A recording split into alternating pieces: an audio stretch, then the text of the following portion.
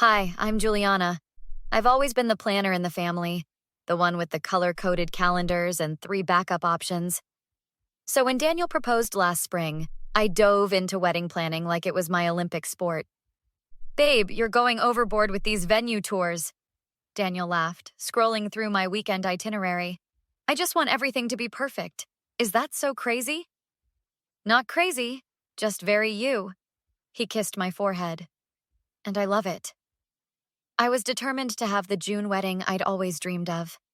And despite our complicated history, I wanted my dad, Richard, to be part of it. After the nasty divorce from my mom, Rebecca, 10 years ago, and his quick remarriage to Vanessa's mother, our relationship had been strained at best. So, how's the venue hunting going? Richard asked over our monthly coffee. These meetups were awkward but necessary, my attempt at maintaining some kind of relationship. Great.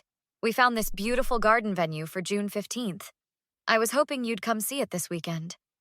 He shifted uncomfortably in his seat. About the date. I was wondering if you could consider pushing it back a few months. What? Why would I do that? Well, Vanessa is going through a really tough time right now. Her boyfriend just broke up with her, and seeing you get married might be too much for her. I nearly choked on my latte. You want me to postpone my wedding because your stepdaughter got dumped? She's family too, Juliana, and she's fragile right now. And I'm not family? This is my wedding day we're talking about. Of course you're family. I just think a fall wedding would be better for everyone. The familiar sting of being second best to Vanessa hit me hard. It was always like this. My graduation dinner canceled because Vanessa had a dance recital. My birthday forgotten because Vanessa needed new soccer equipment. And now my wedding. I'll think about it, I lied, just to end the conversation. Later that night, I called Mom. You won't believe what Richard asked me to do. Oh, honey, what now? Rebecca sighed. After explaining, she exploded. Absolutely not. That man has some nerve. I know, right? Like I'd actually delay my wedding for Vanessa. Call Melissa. She'll talk some sense into you if you're even considering this. I did just that. Melissa answered on the first ring. Your dad said what? No way. No freaking way, Jules. This is classic Richard, always putting his do-over family first. I've spent my whole life being pushed aside for Vanessa, I said, anger building. Not this time. This is my wedding, my life milestone. That's my girl, Melissa cheered. What are you going to do?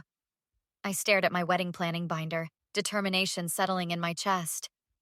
I'm not changing a damn thing. But I am going to make sure Richard and Vanessa learn once and for all that they can't keep treating me like this. I've had enough of being the afterthought in my own father's life.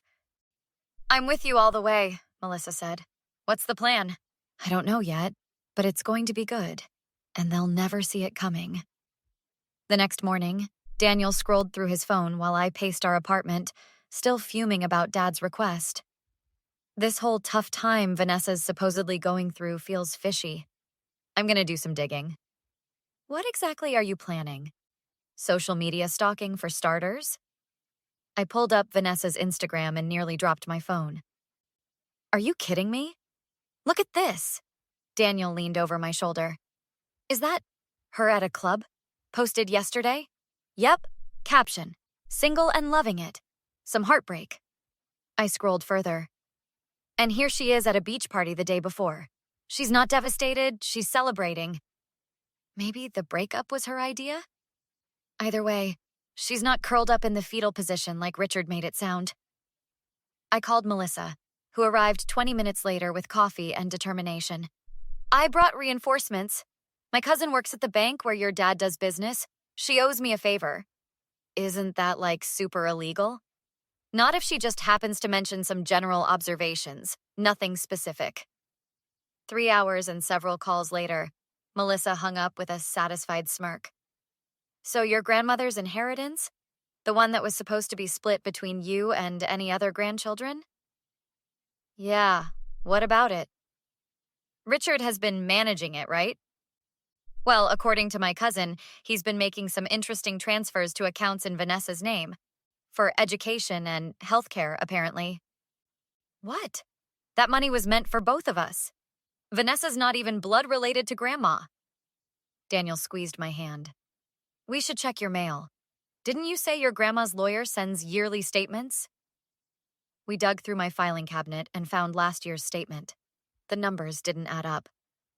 There should be way more than this in my portion, I said, checking the figures against Grandma's will. He's been siphoning my inheritance to Vanessa? Melissa suddenly gasped, staring at her phone. Guys? You need to see this.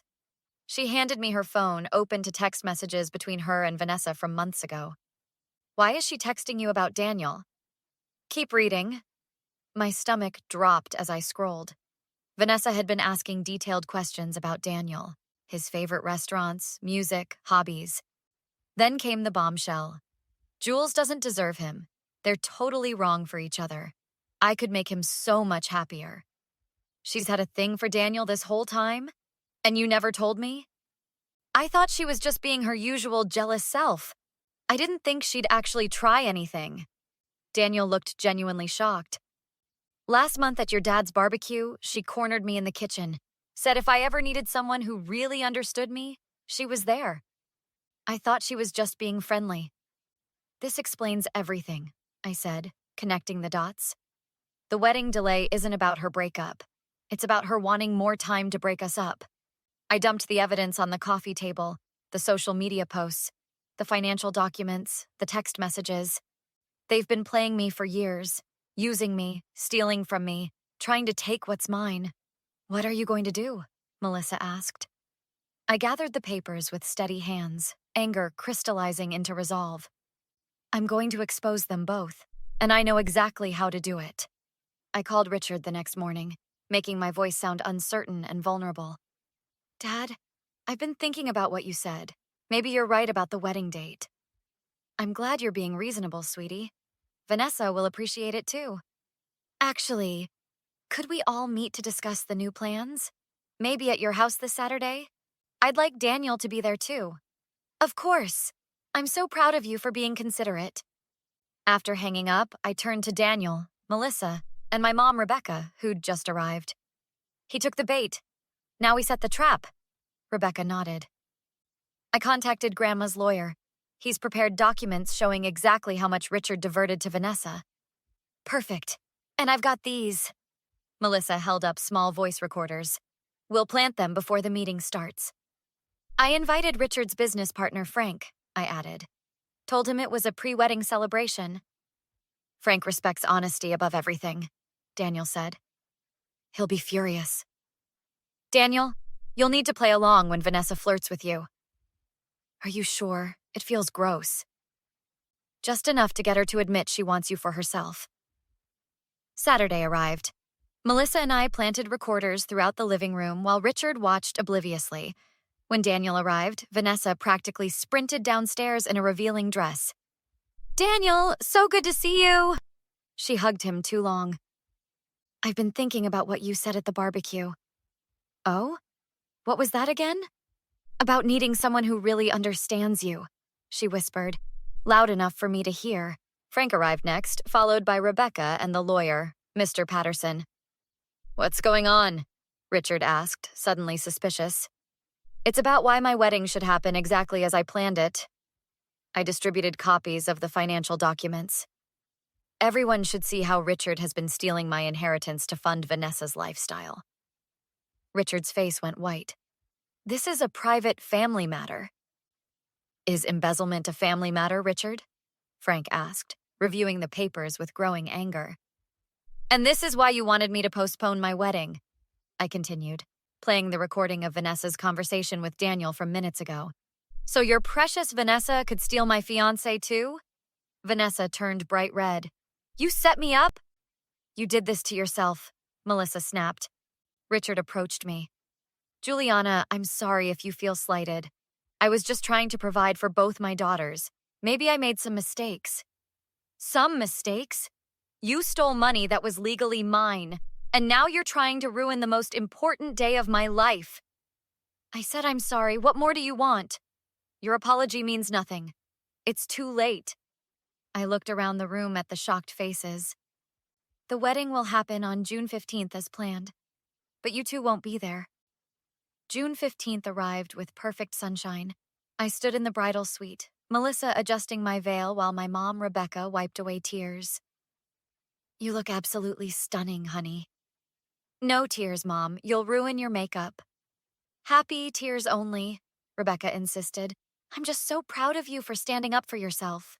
Melissa checked her phone. Guess who's been blowing up my phone all morning? Let me guess. Richard? Bingo. 6 missed calls and about 20 texts. Tell Juliana I need to talk to her. It's important. Block him, I said without hesitation. Today is about Daniel and me, not his guilt. The ceremony was everything I'd dreamed of. Daniel's face when I walked down the aisle was worth every bit of drama we'd endured. Rebecca proudly took the place where my father should have stood, giving me away with tears and smiles.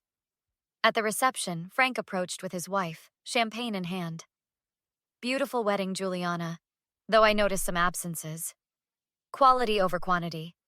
I clinked glasses with him. Thanks for coming, especially after everything.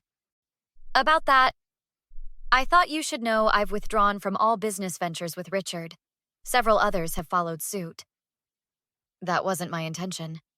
It wasn't about you. It was about character. I can't trust a man who'd steal from his own daughter. Later, Daniel twirled me around the dance floor. Any regrets? Not a single one. Though Melissa says Vanessa's reputation is in shambles, apparently some screenshots of her texts about you leaked to our extended friend group. What a shame, Daniel said with zero sympathy. Guess we won't be running into her at parties anymore. I heard from Aunt Kathy that Richard's selling his boat. Seems he's having cash flow problems now that Frank pulled out of their development deal. Karma works in mysterious ways. 3 months after the wedding, Daniel and I were unpacking boxes in our new house when the doorbell rang. I'll get it, I offered, dropping a half-empty box. I opened the door to find Richard standing there, looking haggard and much older than when I'd last seen him. Juliana, you look well. What do you want? I came to give you this. He handed me an envelope. Inside was a check for the exact amount he'd taken from my inheritance, plus interest. And to apologize. Properly this time. You think money fixes this? No, but it's a start. I've been doing a lot of thinking. I lost my business partner, most of my friends, and now my wife's filing for divorce. Said she can't be with someone who'd treat his daughter that way. Sounds like consequences to me. Can we start over? Please? I miss you. I studied his face. The genuine regret there, the pain, the loneliness. No, Richard. We can't start over. This check is legally mine, so I'll take it. But you don't get to decide when I forgive you. If ever. But, goodbye. I closed the door firmly and returned to Daniel, who was watching from the hallway. You okay? Never better, I said, holding up the check. Think this will cover that vacation to Bali we've been talking about? Poetic justice. I love it. I leaned into Daniel's embrace, feeling nothing but peace. I've spent my whole life seeking Richard's approval. Now I'm just living for me, for us, and it feels incredible. What would you have done in Juliana's position? Was she right to reject her father's apology and cut him out completely? Or should she have given him another chance after he lost everything and seemed genuinely sorry? Share your thoughts in the comments below. Some people believe family deserves infinite chances, while others think certain betrayals can never be forgiven. Where do you stand? If you enjoyed this revenge story, hit that like button and subscribe for more stories about people standing up for themselves. New videos every day.